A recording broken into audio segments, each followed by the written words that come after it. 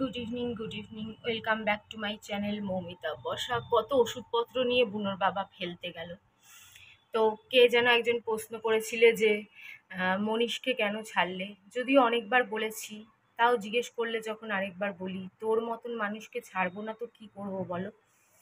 যে এত অত্যাচার, নিজের সন্তানকে যে মারতে যায় মুখের মধ্যে স্প্রে করে, তাকে যদি না ছাড়ি তাহলে তো মনে হয় ভগবানও ক্ষমা করবে না। যে কেন ছাড়ছি না, কোন আশায় ছাড়ছি না। হ্যাঁ, সেই মানুষ ধরে রাখতে পারতো যেই মানুষের কিছু লোভ আছে, যে না সম্পত্তি নেব বা কিছু নেব, সে ধরে রাখলে ধরে রাখতে পারতো। কিন্তু আমার যখন সম্পত্তির প্রতি কোনো ছিল না, তখন আমি ওই রকম মানুষকে কেন ধরে রাখবো। বাচ্চাকে, যেই বাচ্চার জন্য সম্পর্কটা জুড়ে থাকে মানুষের, মানুষ আরও একটা বাচ্চা নেয় এর জন্যই, যে সম্পর্ক যাতে মজবুত হয়, সম্পর্ক যাতে টিকে থাকে ভালো মতন। সেটাই যখন ওর পছন্দ না, সেটাই যখন ও নিতে চায় না, আসলে ওর তো আমাকে ব্ল্যাকমেল করে, নালে কি দরকার ছিল বলো। আমি তো অত ব্যাকডেটেড নই যে আজকালকার যুগে 3-4টে বাচ্চা জন্ম দেব। 3টে মুখে যাই আর কি মারি যাই বলি। আজকালকার যুগে কে দেয় 3-4টে বাচ্চা জন্ম? যারা দেয় দেয়, তাদের পার্সোনাল ব্যাপার। আমার আমার কারো পার্সোনাল ব্যাপার নিয়ে কোনো মতলব নেই। যার যার লাইফ, যে যা ইচ্ছে করতে পারে। আমি কারো লাইফে নাক গলাই না, এর জন্য আমার নাকটা চোখা। অনেকেরই নাক চোখা, আর কি মারছি তোমাদের সাথে একটু। তো যাই হোক, আমি কারো ব্যাপারে নাক গলাই না। সবার কারো ইচ্ছে হলে 15টা নিক গিয়ে, তাতে আমার বাপের কি, তাই না? আমার তাতে কিছু যায় আসে না। কিন্তু আমার জন্য দুটোই যথেষ্ট ছিল। দুটো নিয়েই আমি কপাল থাপড়াচ্ছিলাম, আবার আরেকটা। কিন্তু যেভাবে আমাকে দিনের পর দিন কান্নাকাটি করে, মানে রোজ কাঁদতে বসতো, মানে বলতে পারো রোজ কাঁদতে বসতো একবার করে, যে মেরা क्या होगा, मुझे कौन देखेगा, वो तो लेके चली गई अपनी बेटी को, মানে ওর আগের বউয়ের কথা বলতো। तो लेके चली गई अपनी बेटी को, मुझे कौन बाबा बुलाएगा, मुझे कौन पापा बुलाएगा, कौन ये कौन वो, মানে কি যে সেই সন্ধে হলেই নাটক জুড়ে দিত, তোমাদের কি বলবো। তো আমিও তো মানুষ, আর তোমরা জানো আমি কতটা ইমোশনাল ফুল। যতই যাই মানে হোক না কেন, কেউ যদি আমাকে এরকমভাবে ইমোশনালি কথা বলতে থাকে, তাও সেটা যদি আমার নিজের পরিবারের কেউ হয়, সে যদি এরকমভাবে ইমোশনালি রোজ আমার সামনে কাঁদতে বসে, তখন তো আমিও ভাবতাম সত্যি তো, ওরও তো একটা লাইফ আছে, ওরও তো বাবা ডাক শুনতে ইচ্ছে করতেই পারে, তাই না? বাবা ডাক শুনতে কার না ইচ্ছে করে। ওর এত পয়সা রয়েছে, ও এত খরচা করছে, একটা বাচ্চা কেন, 10টা বাচ্চা মানুষ করা ওর কাছে কোনো ব্যাপারই না। তো ঠিক আছে, কি যায় আসে, এত পয়সা এত দুহাতে ওড়াচ্ছে, এখানে গিয়ে বারে গিয়ে ওড়াচ্ছে, ডিস্কোতে গিয়ে ওড়াচ্ছে, অমুক। ও তো নিজে যেত, আমি তো সব ছেড়েই দিয়েছিলাম। মাঝে মাঝে ও কোথাও নিয়ে গেলে আমি যেতাম, মাঝে মাঝে চায়না টাউনে নিয়ে যেত, মাঝে মাঝে ঘুরতে নিয়ে যেত, ঘুরতে প্রচুর নিয়ে যেত, তখন আমি ওর সাথে যেতাম। কিন্তু আলাদাভাবে ঘোরা, আলাদাভাবে এনজয় করা, বন্ধুদের সাথে কোথাও ডিস্কো পাবে যাওয়া, সেসব তো আমি ছেড়েই দিয়েছিলাম প্রায়। হ্যাঁ, বন্ধুদের বাড়ি যেতাম, বন্ধুদের বাড়িতে গিয়ে বন্ধুদের সাথে আড্ডা মারতাম, সেখানে যেতাম, আমার বান্ধবীর বাড়িতে যেতাম, ওখানে গিয়ে ওর বোন ঠোন সবাই মিলে, ওর বন্ধু বান্ধব সবার সাথে আড্ডা মারতাম। কখনো পার্টি ফাটি হলে, কোনো অকেশন থাকলে নিমন্ত্রণ করতো, সেখানে যেতাম। না তো সেখানে তো ও যেত, ও গেছে অনেকবার। তো সেরকম যেতাম, কিন্তু পার্সোনালি অনেক আগের মতন একা একা বান্ধবীদের সাথে ডিস্কো পাব বা কোনো জায়গায় খেতে যাওয়া, সেসব তো করতাম না ওর ভরসাতেই। কিন্তু ও কিন্তু যেত। আমার জীবনের অনেক কিছু বন্ধ হয়ে গেছিল, কিন্তু ওতে যে বলে না পুরুষ মানুষ, ওর জীবনের তো কিছুই বন্ধ হয়নি, ওর জীবনে তো সবই চালু ছিল। তো ও সবই করতো। তো এত দু হাতে পয়সা উড়িয়ে আসতো বাইরে থেকে, এত দু হাতে পয়সা, বললাম ঠিক আছে, এত পয়সা পরে খাচ্ছে, তার চেয়েও বেচারা বাবা ডাক শুনতে চাইছে, ঠিক আছে। সত্যি তোর মেয়েটাকে নিয়ে চলে গেছে, মেয়েটার সাথে আর যোগাযোগও করতে দেয় না, কোনো সম্পর্কও রাখতে দেয় না, পয়সা নিয়ে পুরোই কেটে পড়েছে। পয়সা নিয়ে আরেকজনকে বিয়েও করে ফেলেছে, পাঞ্জাবিকে।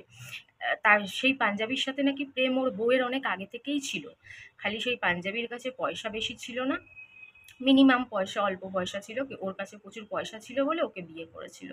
তো যাই হোক, তো ঘটনা বাবারে বাবা, প্রত্যেকের জীবনে কি কি ঘটনা। আমারটা বলি তাই মানুষ জানতে পারে, নালে এক একজনের জীবনে কম হিস্ট্রি নাই। ওরে বাবারে বাবা, সব খিচুড়ি। তো যাই হোক, সবার বলছি না, আবার বলো না যে না আমার আমার লাইফে নাই। সবাইকে বলছি না, কিন্তু আবার অনেকে আছে।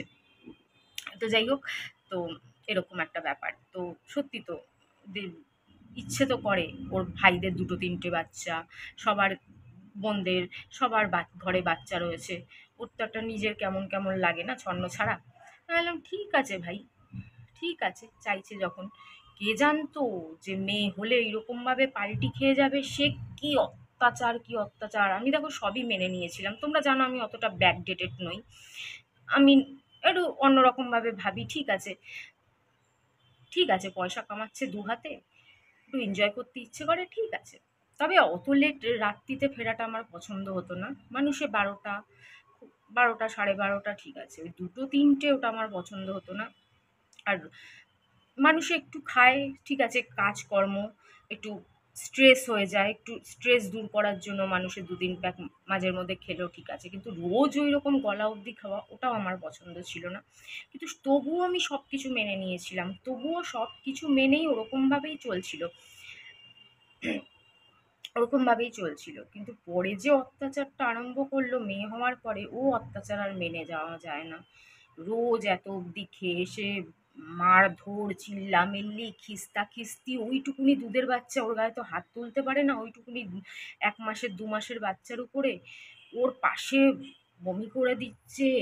মানে সে সে দৃশ্য না দেখলে বোঝে, যারা ওই দৃশ্য চোখে দেখেছে, আমার বান্ধবী আরেকজন ছিল যিনি বাড়ি ঘরের ব্রোকারি করতেন, উনি আমাদের মানে পুরো বন্ধুর মতন, বয়সে অনেক বড় হলেও একদম বন্ধুর মতন, সমস্ত বাড়ি ঘরের দালালি করতো। তো আমার আমাকে কতবার ঘর দেখে দিয়েছে, আমার বান্ধবীকে কতবার ঘর দেখে দিয়েছে, বান্ধবীর বোনকে কতবার ঘর দেখে দিয়েছে, অনেককে, মানে ওর জন্য আমরা খুব ভালো মতো চিনি। সে নিজের চোখে ওই দৃশ্য দেখে একদিন তো ভয়ে কাঁপছে, এরম এরম এরম এরম করে কাঁপছে, একদিন অঙ্কিতা ভয়ে কাঁপছে যে ওর বোনের উপর এরকমভাবে টর্চার করছে মনীষ।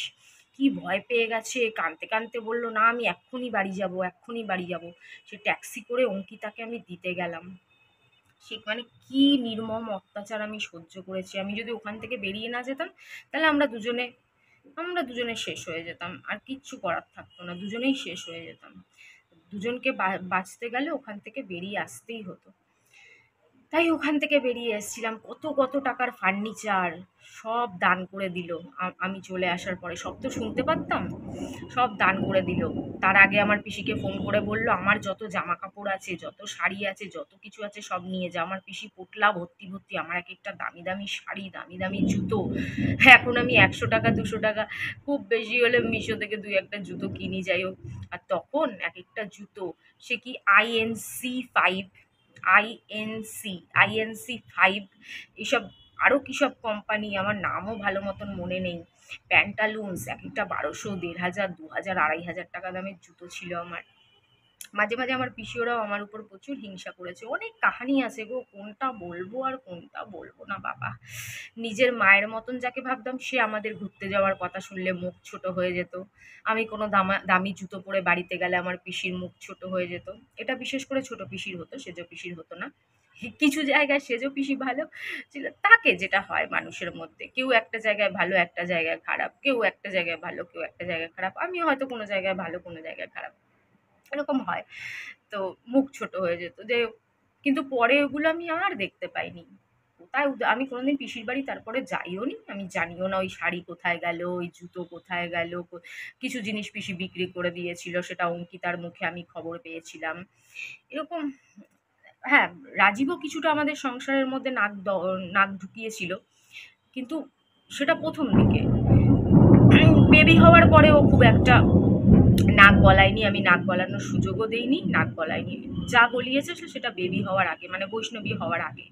কিন্তু তাও ধরে তো রেখেছিলাম, যেভাবেই হোক ঘরটা টিকিয়ে রেখেছিলাম, বেবিও হলো।